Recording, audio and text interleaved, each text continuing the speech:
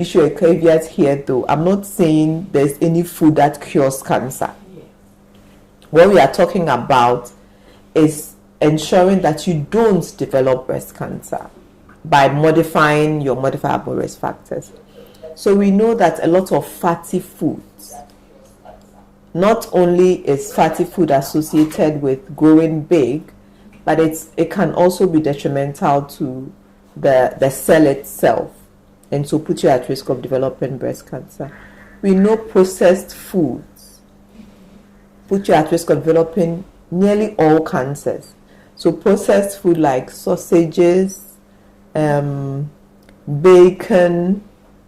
all of ham, all these things that we enjoy, rightfully because it tastes good in the mouth, they put us at risk of developing some of these cancers, including breast cancer. And we know also that certain types of foods are protective. Eating a lot of fruits and vegetables, because they have what we call antioxidants, which will counteract substances that cause damage to our normal cells. So those are very important. Drinking a lot of water is said to be healthy. So if you can replace your sugary drinks and alcohol with water. So that's probably the role that food plays in preventing breast cancer. I don't know if Prof has anything else to add. But well, just to add that, so when it comes to nutrition and so on, there are all attempts at preventing breast cancer. But I think we said at the beginning that you may have all the risk factors and not get breast cancer. You may have no risk factor and get it as well. So whilst people are trying to live healthy diets and so on, we still emphasize that even in spite of all that, always be on the lookout for it. Okay, that's great. So one myth I want us to address is that we often see people put their telephones or mobile devices in their clothes.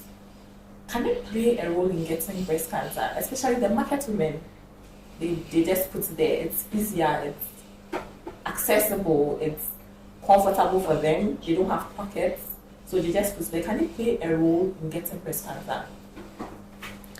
Currently, the truth is that our phones produce some form of radio frequencies, but currently we don't have any evidence that the frequency that is produced by your phone actually causes cancer.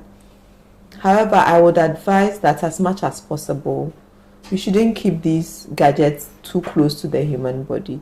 Sometimes it's because we haven't gathered enough information to determine. So in order to protect yourself, just keep it away from your person as much as you can. So if you can get a bag or something that will keep it away from your breast, by all means do that. Okay. Professor Clegg, please, is breast cancer hereditary? And if it is, how often should someone with a family history of breast cancer go for breast examination? Well, breast cancer can be hereditary. And that's why when we see somebody with a breast condition, we ask questions like, do you have any close member of your family who has had breast cancer and other cancers and so on? Because there are some genes which should have protected us against breast cancer. And when there's a change in these genes, it can happen that you develop the cancers. And these genes are passed on in the family. So yes, there's the possibility. But it's only about 10% of breast cancers probably which have this genetic component. All right, so people who have these genetic abnormalities, like we call them BRCA1, BRCA2, all sorts of genes which have been identified, they are at a high risk of getting breast cancer, and as well as ovarian cancers and sometimes other cancers. So whenever people in the family have it, or we have a lot of people in your family who have had breast cancer, we often will want to test to see whether or not you've got these genetic changes, which means you've inherited this gene from your parents. So in that situation, then we will have to be checking the person much more frequently to be sure that they don't have breast cancer. So that instead of, let's say, beginning to check nobody will say start doing your mammograms at the age of 40 and so on. We may start a bit earlier. We may use more sensitive investigations like MRIs and so on to make sure that we have checked against a person against getting breast cancer. So so we look out for these genes and we do it. But as I said, it's only about 10% of breast cancers that have it. So a simple answer is yes, it can be inherited. There's a genetic component of it, but it's only in about 10% of cases. For the vast majority, there may be no obvious genetic abnormality. So I would like to add that the questions we are asking were sent in by our partners, which is the Executive Women's Network, SOS Children's Villages Ghana, and Westland Boulevard Virtual Leo Lions. Looking at socioeconomic status, does it affect the impact of breast cancer diagnosis in treatment? So if somebody is of a better status, do they get the chance to be treated earlier than somebody who is not? That's an interesting question. Sure is. It's an interesting question. So I think what you're asking, so you have two people. One person is of higher socioeconomic class and the other is not. Well, yes and no. So far as we are concerned, we'll treat them all equally. We'll give them all, we'll consult them all early, we'll let them do all the necessary investigations and so on, make a diagnosis and treat them. I think where the difference comes in is that the treatment of breast cancer is not cheap. And in spite of the fact that in Ghana we have national health insurance and so on, still the patient ends up paying quite a lot of monies in doing all sorts of investigations and so on. The biopsy is doing a biopsy and having the pathology to look at it. It's not cheap. Doing CT scans and so on. So all these things are quite expensive. And therefore, in practice, what happens is that people who don't have money, sometimes there's a delay in the treatment, not because we are delaying, but they are delaying in coming out to do all these investigations and so on. But from our point of view, no, there's no difference at all. There's no difference. No, we will treat you as promptly as we will treat anybody else. Okay, so the difference comes in being able to afford the treatment at the right time. Yes. And I interestingly, if socioeconomic status comes with education, it will interest you to know that actually young women who are well educated are more likely to refuse treatment than uneducated women who are from poorer socioeconomic status. Yes. How is that possible? Because they are educated. Yes. So I was going to say sometimes education has nothing to do with it. Exactly. When it comes to diseases and our concepts about diseases, there's a lot that goes into it. Some people are more likely to believe spiritual things. It's all kinds of things. People, maybe more educated people, don't believe that they should get certain diseases. There are all kinds of things that influence our health-seeking behavior. But the studies that we've done actually show that well-educated young women are more likely to refuse treatment compared to less educated. That's actually very interesting. And when it comes to treatment, breast cancer can be psychologically draining. Is there an institution that helps or counsels breast cancer victims, survivors? Is there something like that in Ghana? Dr. Claire? Yeah. Well, yes.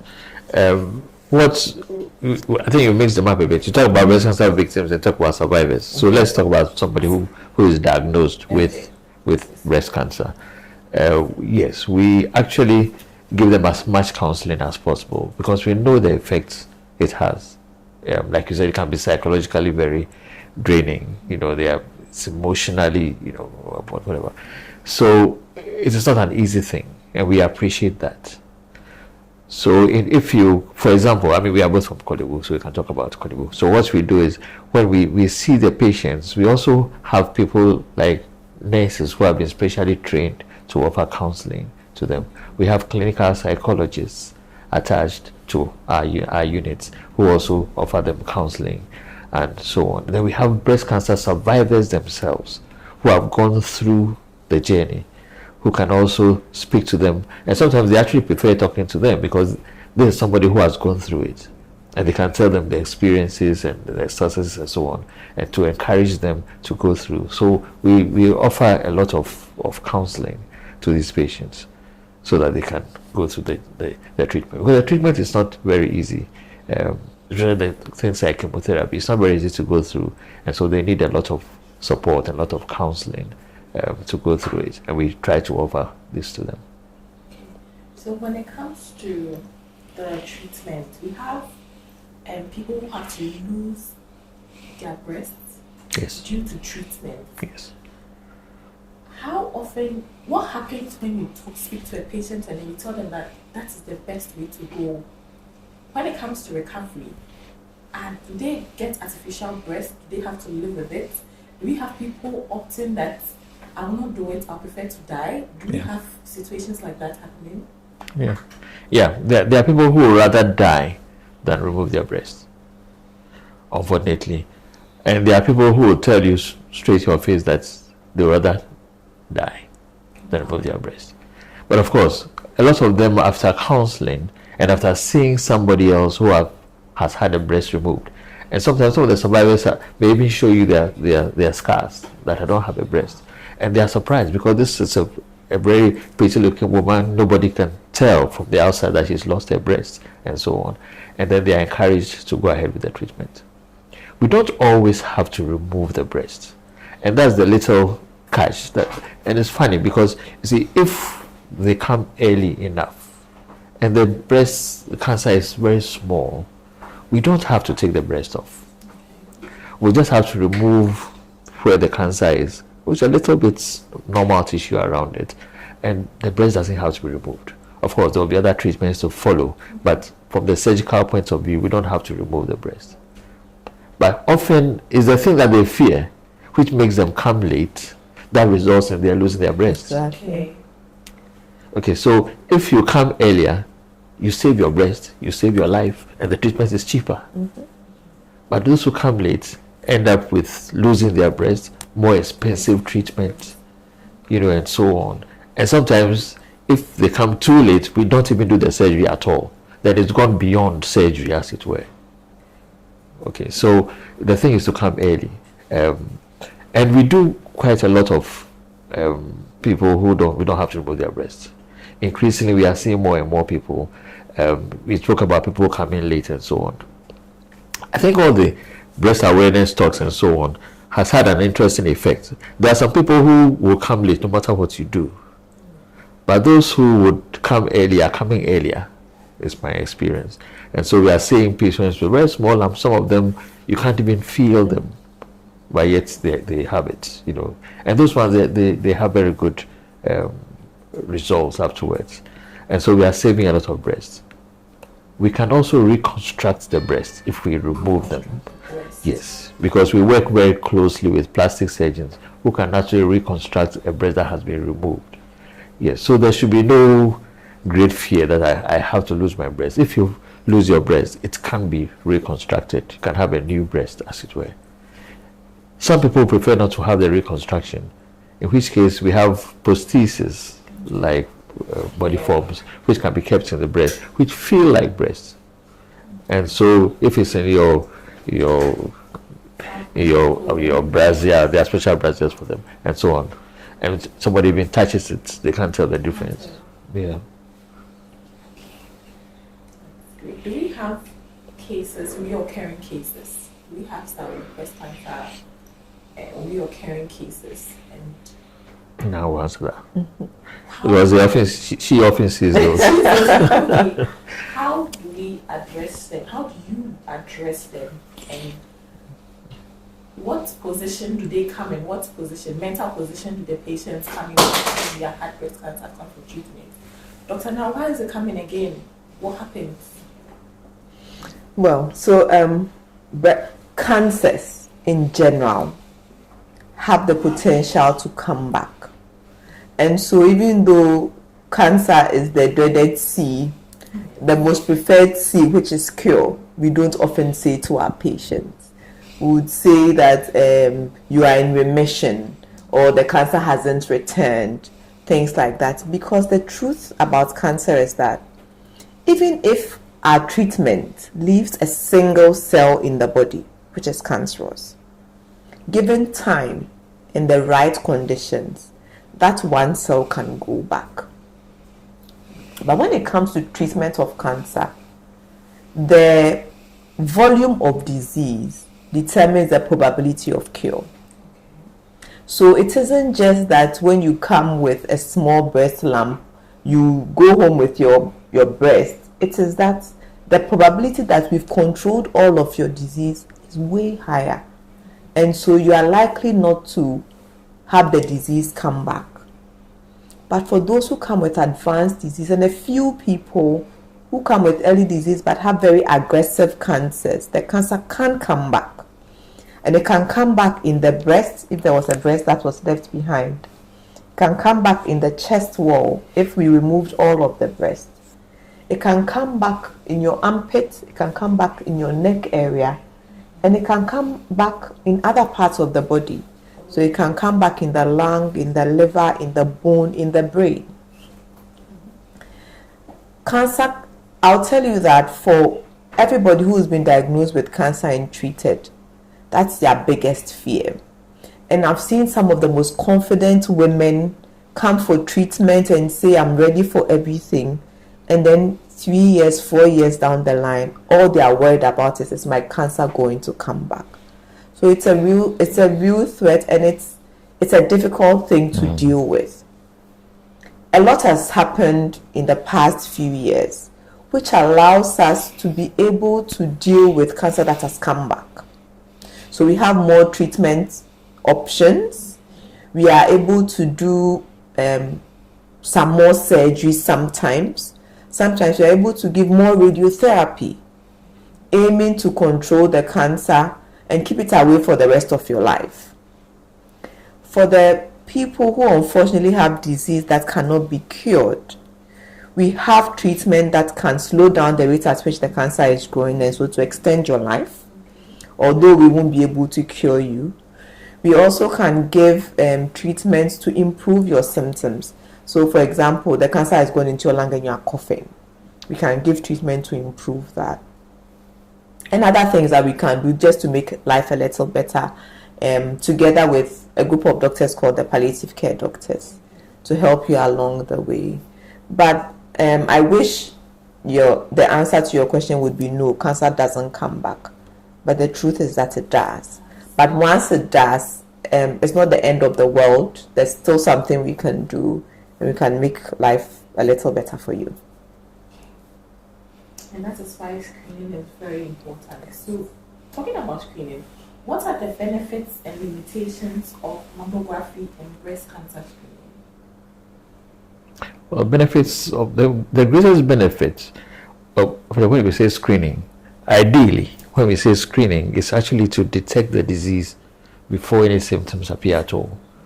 So if you do a mammogram early enough, in the early stages of a cancer development, before the lump appears, before any changes appear, there are certain changes in the mammogram that the radiologists and we ourselves can see to say that there's cancer there, although there's no lump.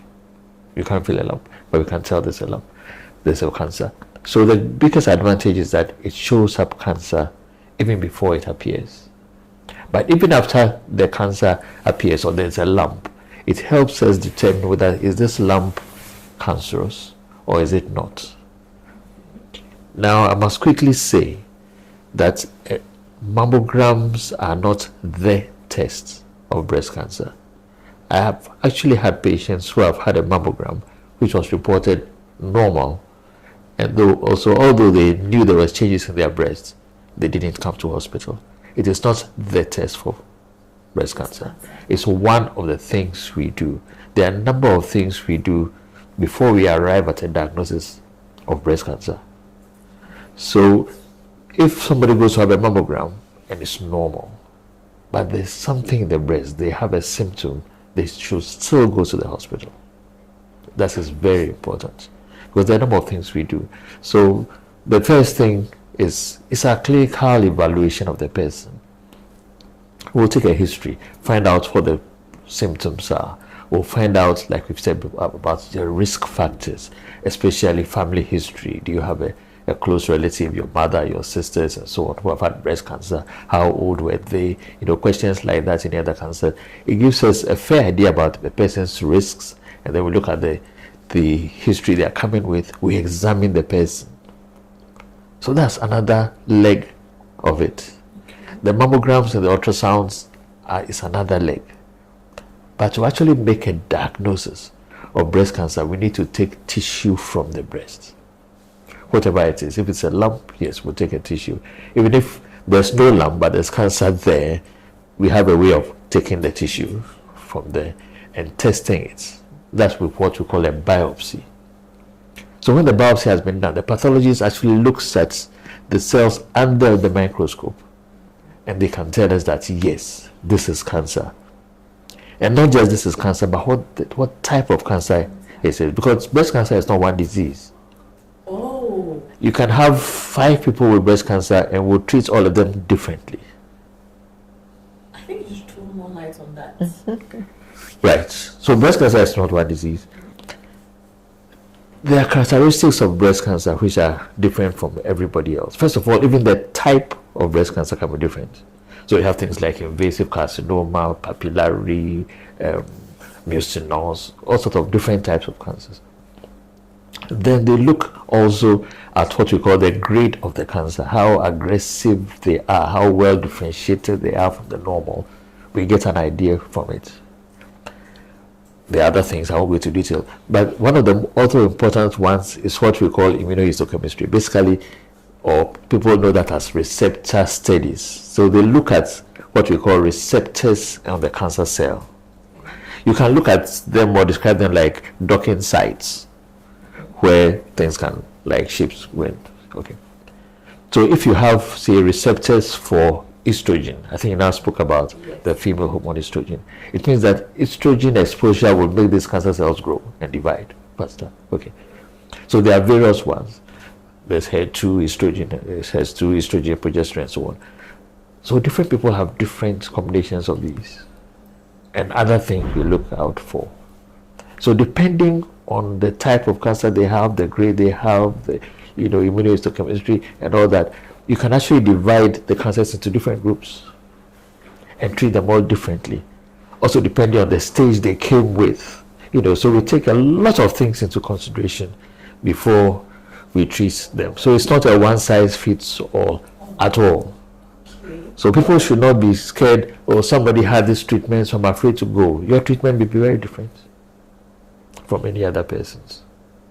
That's very insightful, because we all know breast cancer awareness. Breast cancer is like one, maybe malaria is the same for everybody, treatment is the same. That's actually very, very insightful. Thank you so much, Professor. So when it comes to breastfeeding, we have a mother who has just delivered a baby. She has started seeing signs in her breast, and she goes and it's breast cancer. What are the next steps? What is she supposed to do? Does she have to stop breastfeeding the baby? Does it affect the baby as well? Okay, so once you are diagnosed with cancer, the good news is that the mother cannot pass the cancer onto the baby by breastfeeding the baby. And interestingly, a lot of women say that their babies avoid taking the milk from the breast that has the cancer for some reason. We will encourage you to continue to feed the baby with the other breast, or even if they want to take the one with the cancer, if there's nothing untoward, there's no ulcers where it's infected and things like that, you can't give the baby that milk. However, when it comes to treatment, unfortunately, you may have to stop breastfeeding at the time we start your treatment. This is just to allow for the breast to, when you are breastfeeding, the breast is much more engorged. There's a lot of blood supply there. As part of the treatment, we may want all of that to resolve. And so we may encourage you to stop breastfeeding at the time when we are going to start the treatment of your cancer. But I just want to say that it's easy to miss cancer in somebody who's breastfeeding for various reasons. The woman can have other lumps in the breast which may not necessarily be cancer. And so often they go to hospitals and they are told, oh, it's because you are breastfeeding, all kinds of reasons. In fact, interestingly, I heard that when you go to the hospital, they can actually tell you that your baby belched on your breast. And that's the reason why you have a lump in your breast. If you are breastfeeding and you find a lump, go to the hospital and have it checked, because you can't have the growth from producing milk, which is like a lactose seal, but you can also have cancer. So it's important that irrespective of whether you are breastfeeding or not, a lump must be investigated and properly dealt with. So breastfeeding is very important to preventing cancer. It is. Remember when I was talking about the risk factors? Yes. When you are breastfeeding, especially when you do exclusive breastfeeding, a different type of hormone takes over from estrogen. It's called prolactin. That's what encourages the milk to come out. And because there's no estrogen for up to 6 months, sometimes more, there's protection. And we know that the longer you breastfeed for, the more protection that you have. So yes, if you can, breastfeed your children, because it protects you against developing breast cancer. So it's breastfeed your children. It's children. Children, because yes. There's this circulation on social media where in October it's breastfeed, and the men are posting the women breastfeed, so it's breastfeed your children. Yes, it's breastfeeding with milk. With milk. Yes. I don't think when women breastfeed adult men, milk comes. Yes. So unfortunately, there's no protection there. Great. Thank you for the clarification. What are some of the signs of inflammatory breast cancer? Well, inflammatory breast cancer is a type of breast cancer. I don't know whether that's what you are asking. It's a type of breast cancer, a type of a very aggressive type of breast cancer. It should be noticed, the reason why it's called inflammatory breast cancer is that the breast looks inflamed and feels inflamed. So the inflammation is what you get when you have an infection or something hits your breast and so on. So inflammation, there's pain, there's swelling, there is loss of function, and so on. There may be fever as well. So in inflammatory breast cancer, the breast itself becomes very painful, becomes very swollen, may even look red. Even in the black person, it may even look reddish, as if you have an infection in that breast.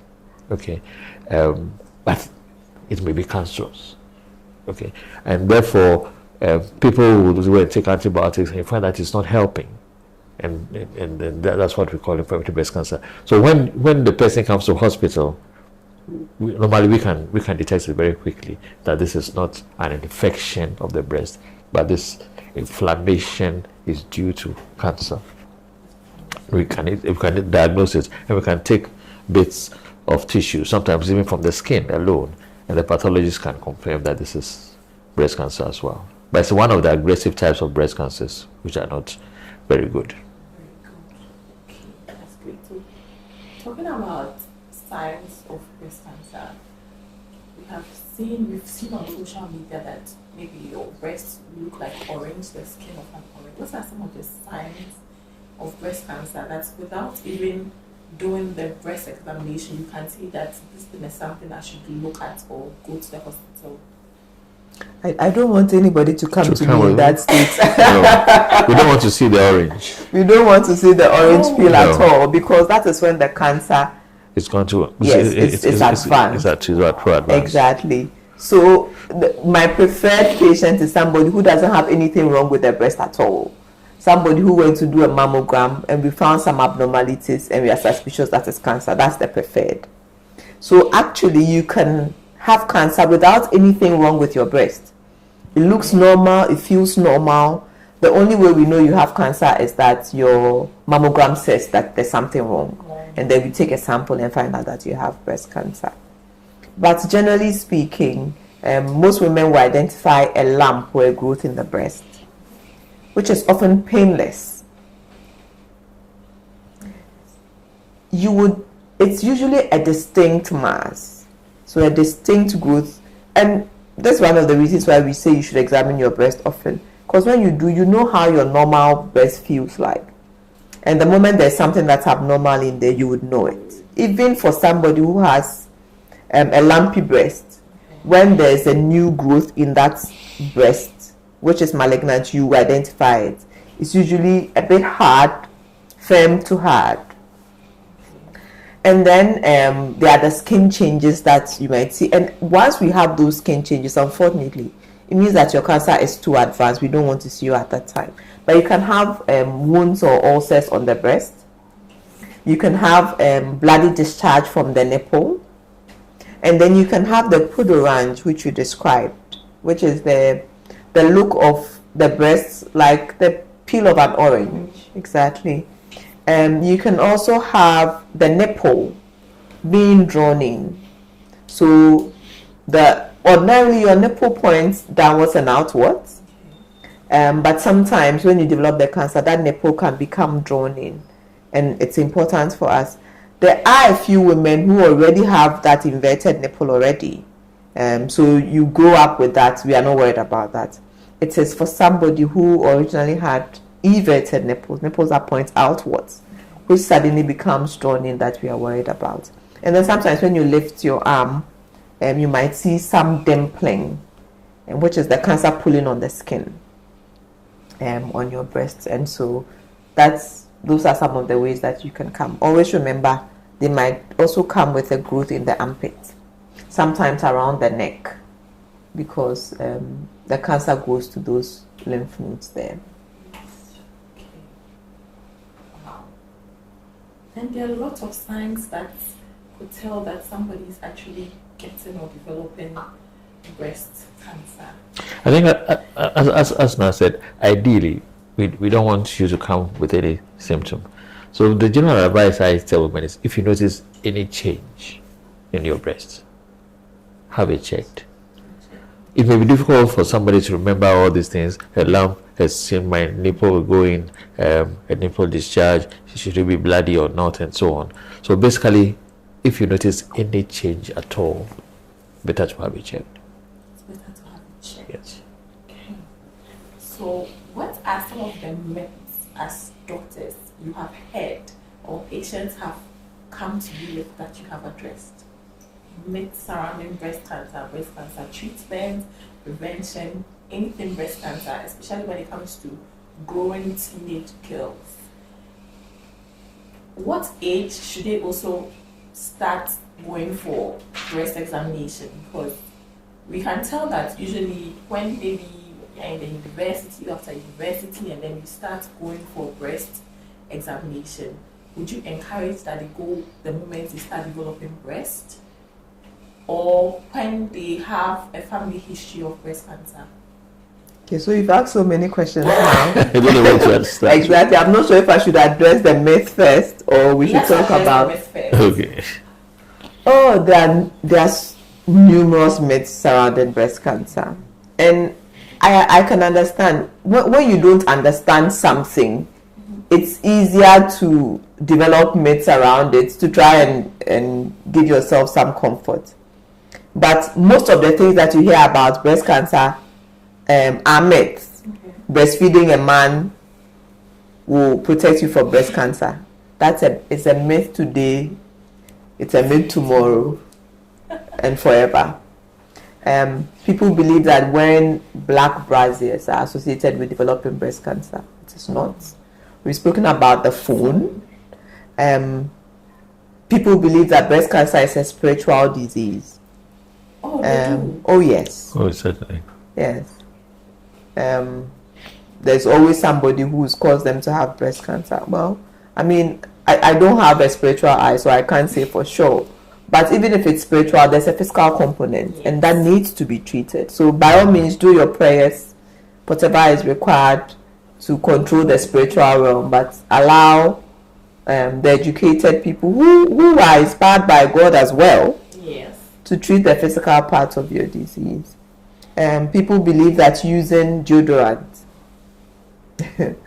is a risk factor for developing breast cancer. Please don't go about with a smelly armpit,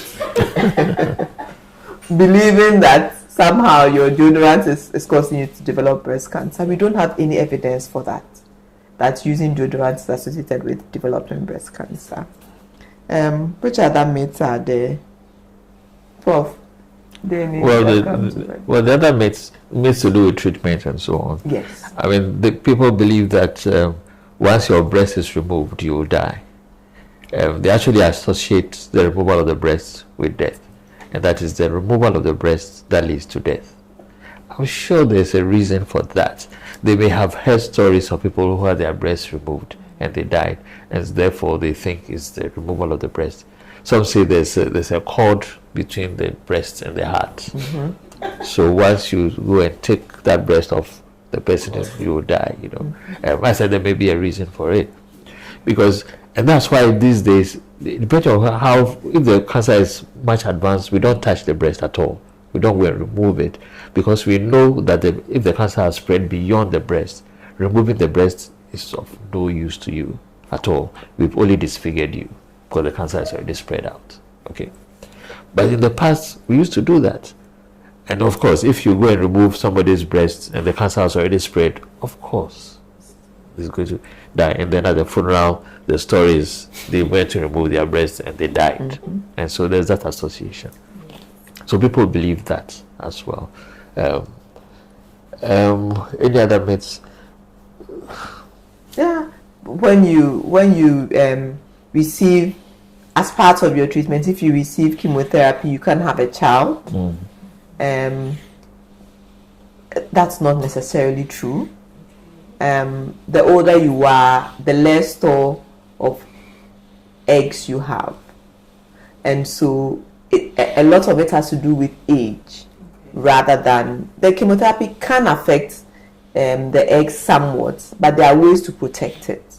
So it's not necessarily true that if you have treatment for breast cancer, you can't have kids. We have a lot of patients who've had treatments and have kids, and some in between. Oh wow. Yes, so they start their treatment, they have a child, maybe the cancer recurs, we treat them, they have more kids. So having a child and breast cancer, it's not true that if you have treatment for breast cancer, you can't have kids.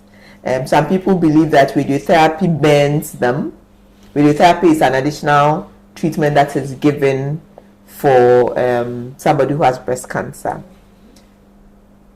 In the past, this is a long time ago, when the technology was not as refined, that could happen.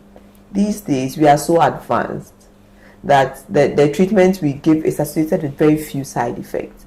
And rightly so, people are living longer with their cancer. Even in Ghana, we have people, in fact, at a breast cancer event recently, we had somebody who was celebrating 21 years post treatment for breast cancer. We have people who've been treated for over 25 years. Yeah, 30 years. Exactly. More, yeah. So people are living longer with their diseases. So side effects are really important to us. So we ensure that people don't have side effects. Some of the side effects have been attributed to causes of death and things like that, not necessarily. That's great. So back to the second question. Yes. At what age should a young girl start going for breast examination? So the general guide is that once you are 20 years old, you should do breast self-examination. And this is important for various reasons. You keep hearing us say that if you notice a difference, go to hospital. The only way you notice a difference is if you know what the original is like. Okay. And so we encourage that once a month, you should examine your breast. Yesterday, I was on a program where somebody called and said she has a friend who does her mammogram religiously every year. she had a mammogram done in October of 2024, but by March of 2025, she had found a lump. Unfortunately, breast cancer does not only occur in the month of October. And between your mammograms, you can actually have the cancer developing. So self-breast examination is really important. Once a month, at a time when your breast is not tender from the hormone, so maybe 10 days, 14 days after you've had your period, we encourage you to start examining your breast. And by age 20, it's a good time to get to know your breast. By age 25, we encourage you to have seen a doctor and have a discussion about what your risk factors might be. Oh, my mother had breast cancer, for example, at age 30. Age 25 is a good time to see your doctor to have a discussion. So we encourage that based on your risk, you should be meeting your doctor by the age of 25, by age 30.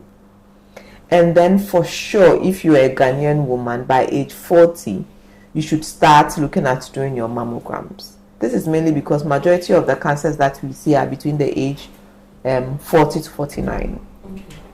And there are various reasons for that, some including the structure of our population. There are more young people than older people. So yes, but we encourage that by age 40, you should start doing mammograms. And there are other parts of the world that encourage saying a yearly mammogram, or every other year you can do a mammogram. We also encourage clinical breast exam, which is examination of the breast that is done by a qualified person. So throughout the year, you may do your own breast self-examination, but at least once a year, you should go into a hospital and have a doctor actually examine the breast, just to see if there may be something that your untrained hand may not see that a doctor can see. And I must say that we want people to do both. Both, okay. So have your mammograms and also have a qualified person examine. So sort of a two-factor authentication. Yes. Maybe even 3, because you'll be doing your self-breast examination. Yes, exactly. The doctor will do this, and then the mammogram will do it. Yes. continue. That's great. That's great. So talking about treatment, advanced treatment, let us compare maybe the USA and Ghana. The devices, the things that are used for the breast examination, are theirs better, or Ghana has advanced systems that are used?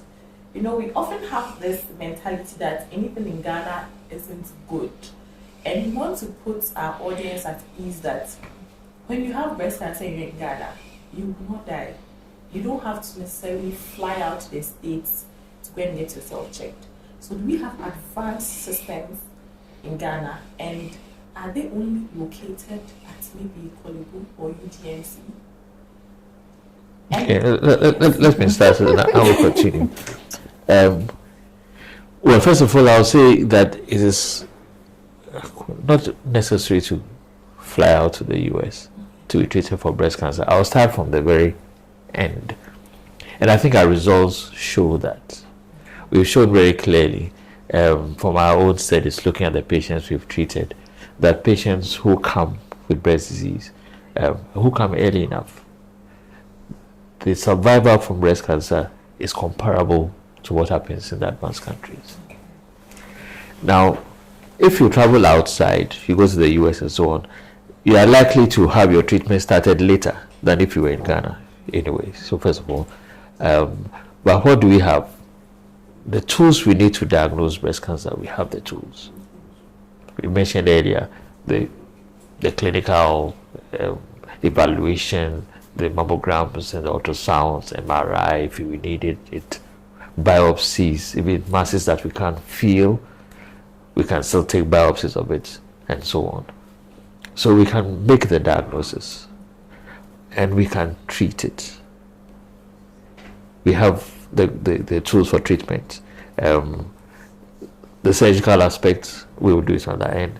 After that, normally we'll hand you over to NAS group to do it. But we have the tools to treat breast cancer. And we think we can treat breast cancer here as well as anywhere else in the world. Okay. Would you like to add something to it? I completely agree with Paul. Whatever is necessary for appropriate treatment of breast cancer, we have. For diagnosing, we have as well. I do want to say though that we would all sleep better if these equipment were available everywhere in the country. In Accra, it's easy to find these things. Accra, Kumasi, maybe Takrade. But there are parts of Ghana that do not have these equipment, especially in the public facility. So there are some private facilities that have it, but in the public facilities they don't. So our plea is that government and everybody else who is able to should help us get especially mammograms to the Savannah region, the OT, not East. This is I can't remember the regions, but all the especially in the northern part of Ghana, it would be good to have this equipment in the public facility because in the public facility it's slightly cheaper. So we encourage for that to happen. But the truth is that whatever is required for treatment of breast cancer is available in Ghana and is comparable to the rest of the world. That's great. That's actually very great. Okay, let me just add that Dr. Na and Professor Clegg are co-authors of the book A Guide to Breast Diseases. Every information you need on breast cancer, the advice what to do is in this book. So I advise that viewers should get the book. You can reach us on our social media platforms at SmartBooks on Instagram, LinkedIn, Facebook, TikTok. SmartBooks. Get this book and also get yourself screened for breast cancer. Okay, so Professor Clegg, any last advice, any last words for our viewers? Well, I'm sure now we'll give some further advice on this book, but just to say that, or to summarize, that breast cancer is common. It's the commonest cancer we have, but it's easy to detect it and detect it early. And once it's detected early, we can treat it very well. And one doesn't have to go anywhere else to be treated. Unfortunately, people tend not to come early. And our greatest difficulty is late presentation. It is the one most important factor for the poor outcomes of breast cancer in this country.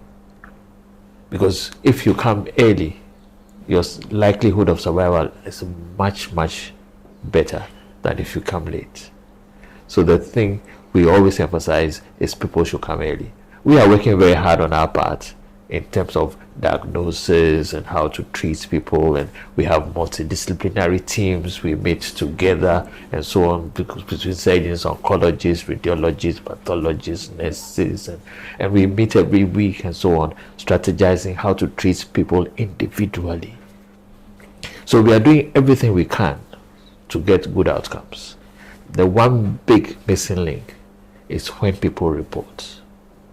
And that's one single thing that affects the overall survival. If we can sort that bit out, you'll find that very much fewer people will be dying from breast cancer in this country. So we forever keep emphasizing to people to report early. Do your breast self-examinations. Do your annual checks, mammograms and so on. Do your clinical breast exams and so on. And if you notice anything, let us know. Great. Thank you so much, Professor Clegg. Dr. Dara, anything to add? Yes, so really it's because of the frustration around people coming in with advanced disease, and mainly because they don't have knowledge that A Guide to Breast Diseases was born.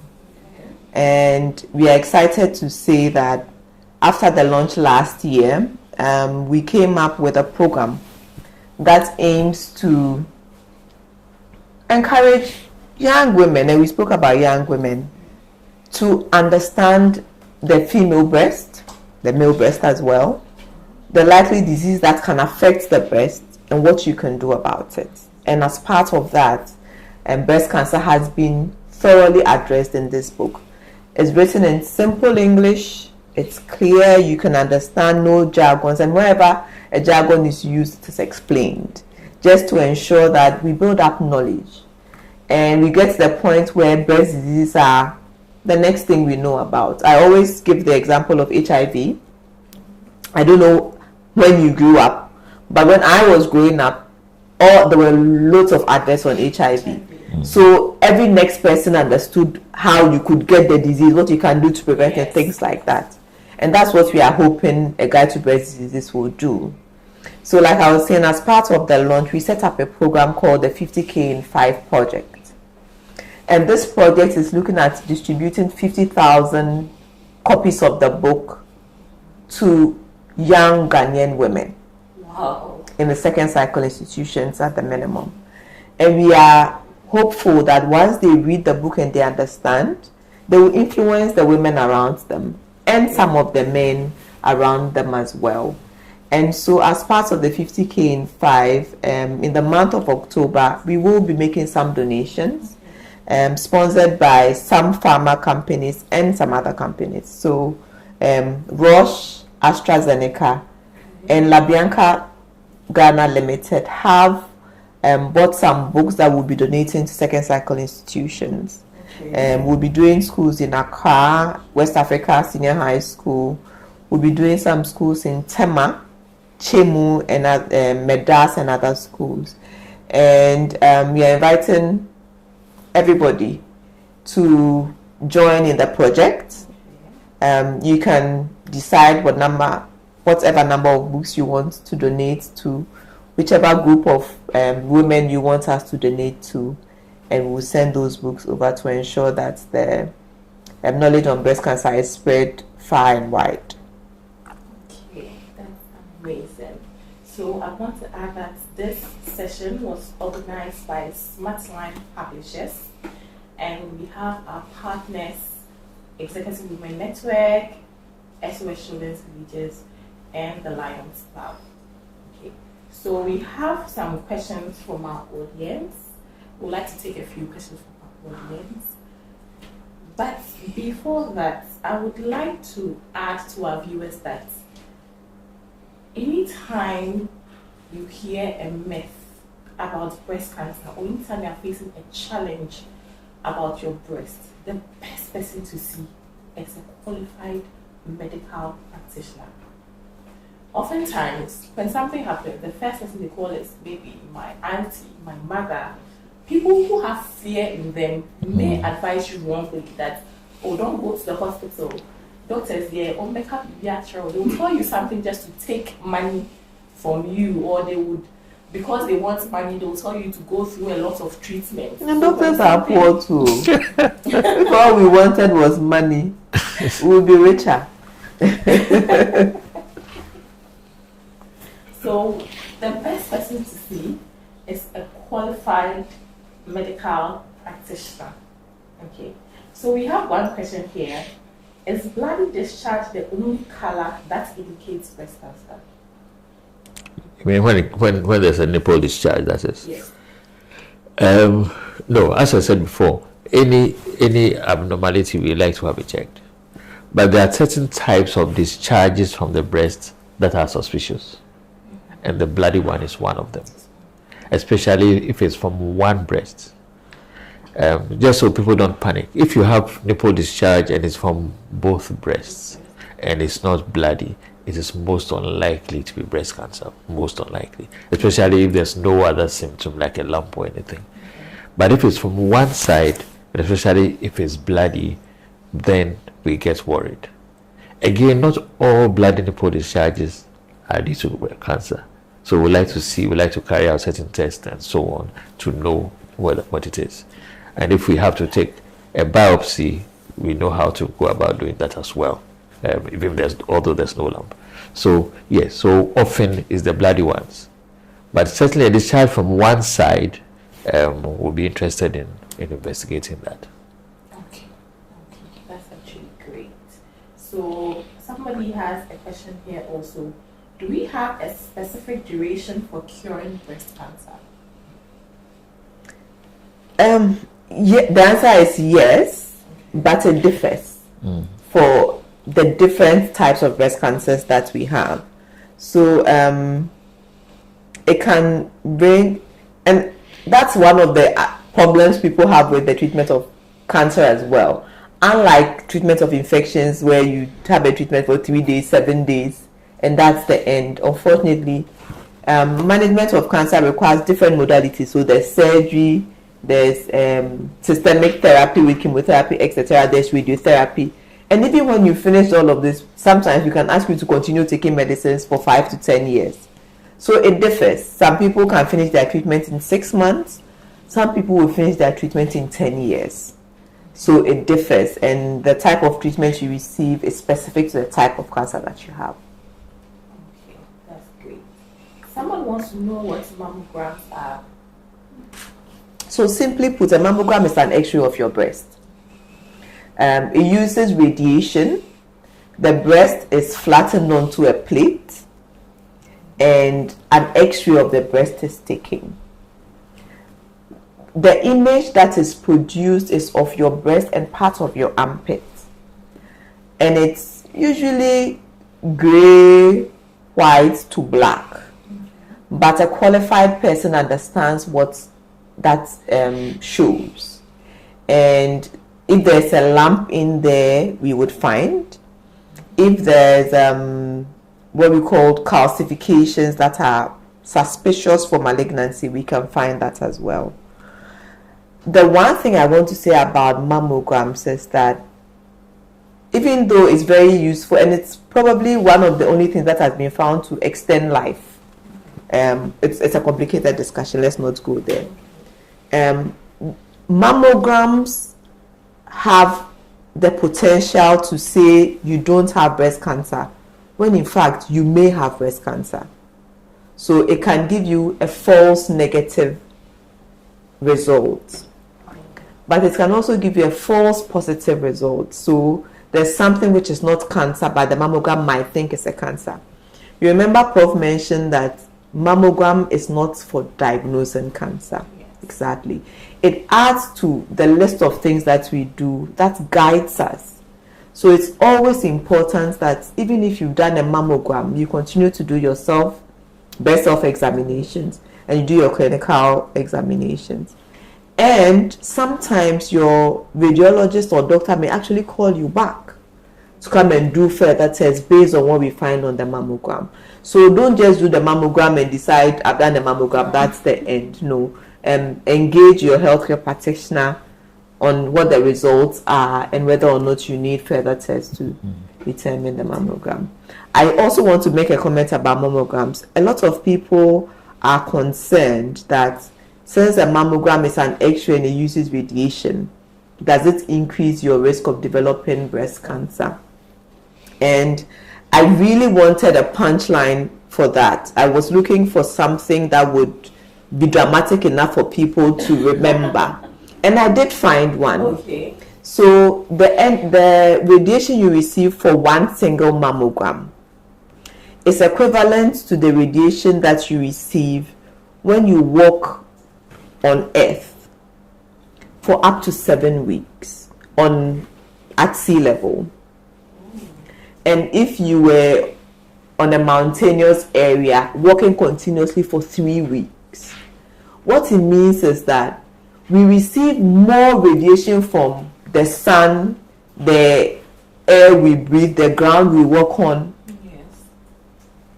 multiple times, I don't know how many times more than what a mammogram gives you. And this radiation that we receive from the earth is for no benefit at all, whilst that from the mammogram is to ensure that we find your cancer early and to intervene. So the benefits for mammogram far outweigh the risk. Okay. That is why we still encourage people to do the mammograms, even though we know that it is radiation that is used in doing the mammograms. The benefits are way more than the risk of developing cancer from doing multiple mammograms. And it's also the reason why we don't say 20-year-olds should start doing mammograms, because that would mean a longer time for doing the mammograms. There's an age that's specific for doing mammograms. Okay, that's great. Someone wants to know if mammograms are painful. Well, because the as part to have a mammogram, I think Dr. Now was saying it. We need to put the breast between two plates and squeeze it a little bit, so it can be quite uncomfortable, and therefore sometimes the time of the month you do it is important. If you do a mammogram the time of the month when your breasts are a bit tender, then of course it will be quite uncomfortable. I have had a mammogram done myself last year, so I can talk from experience as well, although I'm not a woman. So it can be uncomfortable. So the advice is to do it at the time of the month when your breasts are not very tender. Yeah. It is a bit uncomfortable. I remember the first time I was going to do it, I was dreading because I had heard it was painful and everything. Yeah. It's not quite painful. It's a discomfort because the breast is being flattened. Yes. Okay. We have another question here. He talks about breast enhancements. So is it advisable, breast enhancements, and does it have side effects in relation to cancer? Advisable. Advisable. Well, if the person wants it, Exactly. if it's what will make them happy, and that's fine. I mean, that will not put you at risk from breast cancer. So, yeah. Okay, what about busty people that go for breast reduction surgeries? No complication at all? That increases your risk of developing breast cancer. No. No. And the truth is that a big breast can have breast cancer and a small breast can have breast cancer. So there's a typical guy saying that says agbo shilling, bibion shilling. It doesn't matter the size. Yes. Some I have a woman and I always say to her, where is the breast even that you have breast cancer? Because the moment she lies down, there's no breast at all. Yeah. But yes, she developed breast cancer in the breast. Okay. So for our ladies, how long should we put on a bra and how long should we let go of the bra? If you are working maybe longer shifts, you are in the bra, does it have any implications? I wish we didn't have to wear bras at all, believe me. That's very true. But you don't want to go around town with your breasts flying all over. Like we've mentioned, braziers and breast cancer have nothing in common. There's no evidence that the Y in the bra or the color of your bra causes any increased risk of developing breast cancer. So wear it for as long as it's comfortable and you can tolerate it. If you decide you don't want to wear bras, that's okay as well. But there's no specified period that is okay for preventing breast cancer. There's nothing like that. Okay, that's great. Okay, we have a question here. I think you have addressed it, but I'll still ask, since the person wants to know, that it's likely that after undergoing breast cancer treatment, maybe 4 to 5 years later, you notice that you have cancer in another part of the body. Is it possible? Yes.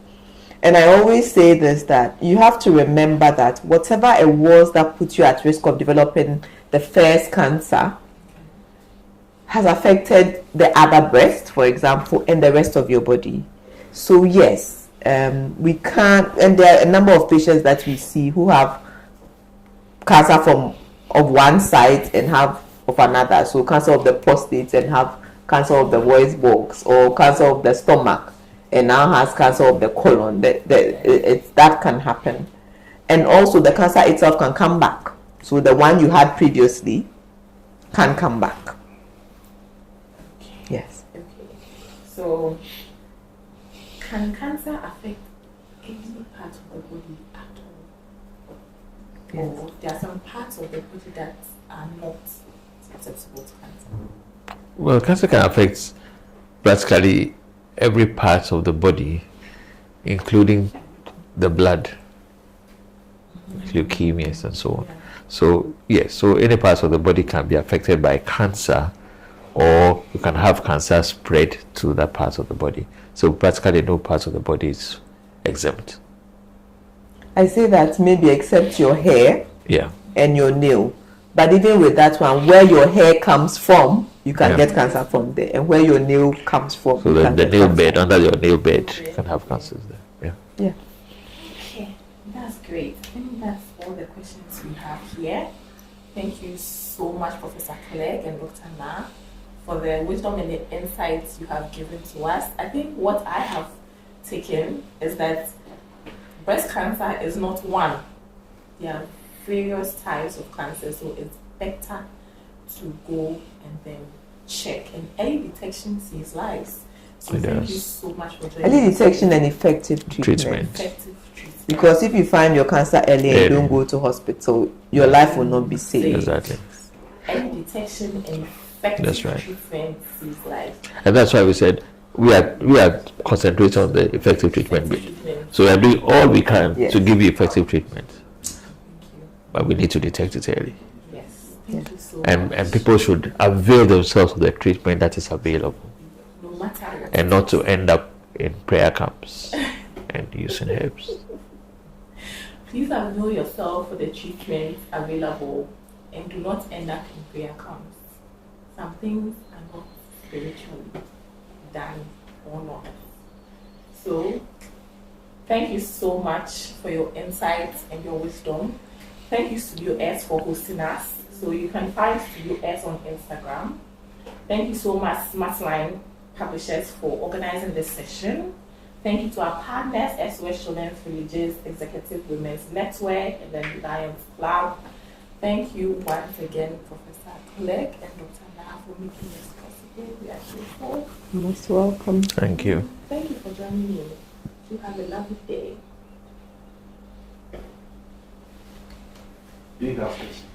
In-house questions. Did you enjoy it? Yeah. Good. How you ended the night? Yeah. Very. Oh, it was lovely. Good. Thank you. We do want to. They dropped. Did you?